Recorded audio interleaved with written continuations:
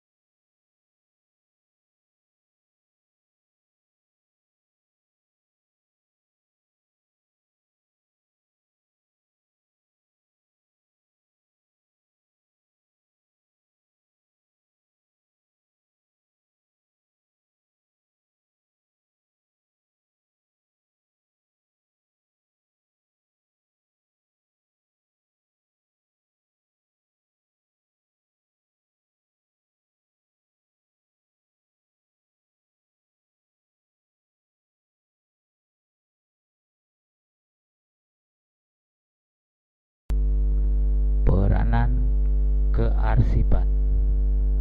Berikut ini adalah peranan-peranan kearsipan. Yang pertama, sebagai sumber informasi. Yang kedua, sebagai pusat ingatan. Yang ketiga, sebagai dasar perencanaan dan pengambilan keputusan. Keempat, sebagai alat pengawasan. Kelima, sebagai bahan dan alat pembuktian autentik. Dan yang terakhir, keenam, sebagai barometer kegiatan organisasi. Oke, kita next. Tujuan pengelolaan kearsipan. Apa sebenarnya tujuan pengelolaan arsip? Tujuannya adalah: yang pertama, agar arsip terpelihara dengan baik, teratur, dan aman. Kedua, agar mudah mendapatkan kembali arsip yang dibutuhkan. Ketiga, untuk menghindari pemborosan waktu dan tenaga dalam mencari arsip yang dibutuhkan. Keempat, untuk menghemat tempat penyimpanan. Kelima, untuk menjaga kerahasiaan arsip. Keenam, untuk menjaga kelestarian arsip.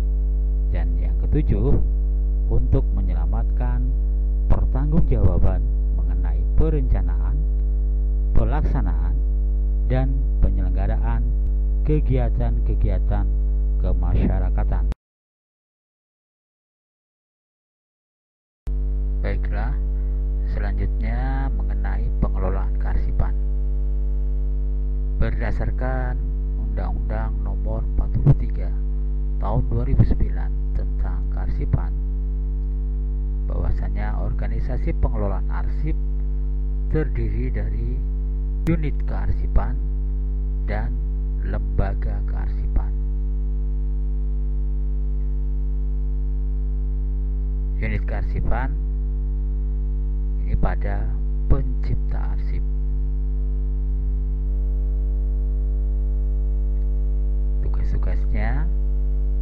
Tugasnya ada 5 tugas dari unit kearsipan pada pencipta arsip.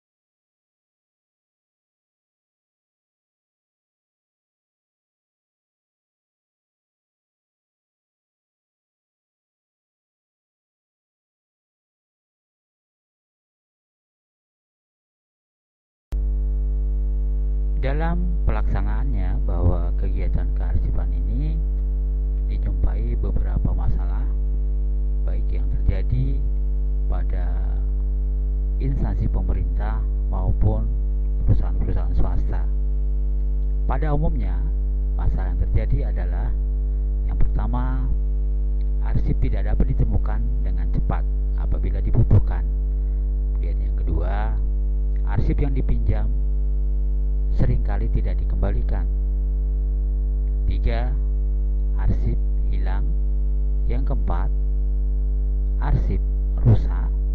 Yang kelima, arsip setiap hari selalu bertambah tanpa adanya penyusutan.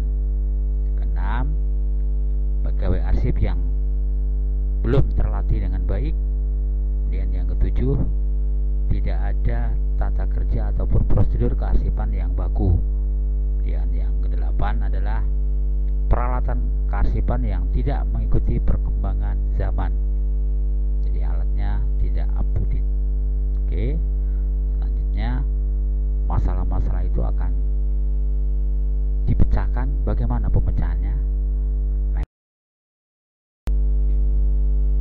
Cara pemecahan masalah yang terjadi di bidang kearsipan, yang pertama adalah menggunakan sistem penyimpanan dengan tepat. Yang kedua, membuat pengaturan ataupun prosedur peminjaman. Yang ketiga, mengadakan pengawasan dan pengendalian dengan ketat. Keempat, mengadakan perawatan dan pencegahan kerusakan terhadap arsip secara rutin. Yang kelima, menyediakan fasilitas atau peralatan kearsipan yang memenuhi syarat. Yang keenam, melatih petugas kearsipan agar menjadi kompeten. Yang ketujuh, mengadakan penyusutan arsip. Syarat-syarat pegawai arsip. Mengenai syarat-syarat pegawai arsip ini, banyak pendapat para ahli tentang syarat-syarat pegawai arsip. Pada kesempatan ini, kami hanya menyimpulkan bahwa syarat pegawai arsip yang harus dipenuhi agar menjadi seorang arsiparis memiliki 3 syarat: syarat pengetahuan, syarat keterampilan, keterampilan, dan yang ketiga adalah syarat kepribadian. Syarat pengetahuan ini adalah syarat yang berkaitan dengan pendidikan. Jadi seorang arsiparis itu minimal lulusan dari sekolah menengah kejuruan, TKP atau administrasi perkantoran. Kemudian mempunyai pemahaman yang luas terhadap bidang kearsipan. Selanjutnya untuk syarat keterampilan, bahwa seorang arsiparis itu harus terampil bekerja di bidang kearsipan. Misalnya, terampil menggunakan filing system, terampil menggunakan peralatan arsip, kemudian terampil melakukan penemuan kembali arsip, dan sebagainya. Dan yang ketiga, syarat kepribadian. Ini adalah syarat yang berkaitan dengan sikap kepribadian yang tercermin dari masing-masing individu. Misalnya ada disiplin, jujur, ramah, tanggung jawab, serta profesional dalam bekerja, juga kreatif. Nah, demikianlah syarat-syarat pengarsip. Dan demikian juga bahwa pembelajaran KD 3.2 di bidang kearsipan. Selanjutnya, marilah anak-anak mengerjakan tugas berikut ini.